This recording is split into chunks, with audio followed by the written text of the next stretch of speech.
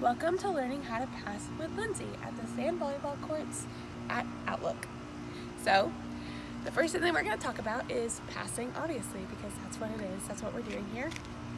So when you pass, the first thing that you have to do is you have to have a good platform. So a lot of people pass differently with how they use their hands. So the first way to do it is you take a thumbs up, and you take your other hand and you wrap your hand around it, and then you put your thumbs down like that, and then that's a good platform.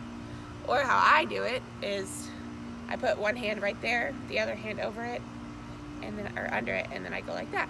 And then that's another good platform. So that's your platform. That's all you need to know for that.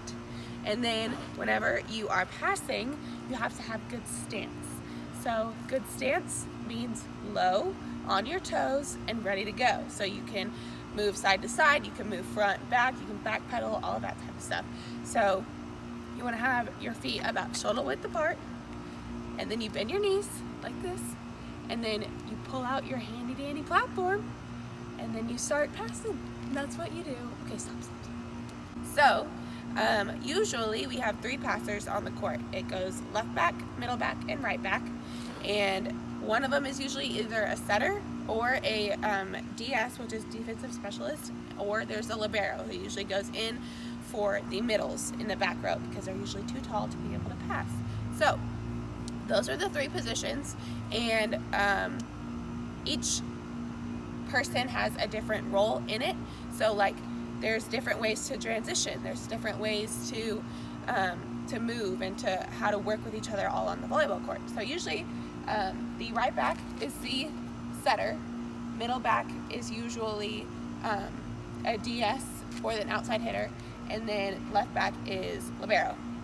And so with passing, usually if say someone's coming out from the outside, middle will come and block with right side, and then for passing purposes, outside hitter will pull off the net, and the rest of back row goes into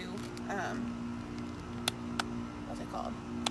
I can't think of what it's called, but whenever they hit and they're ready to pass. So whenever that is, you put your platform out and you start shuffling. Shuffling is really important in passing because you either have to backpedal or run forward, but it's hard. Obviously, we don't run sideways. It's hard to run sideways. So shuffling is really important because that's how you get to obviously point A to point B. Okay, so lastly, I'm going to teach you guys just a very simple drill. It's not going to be hard.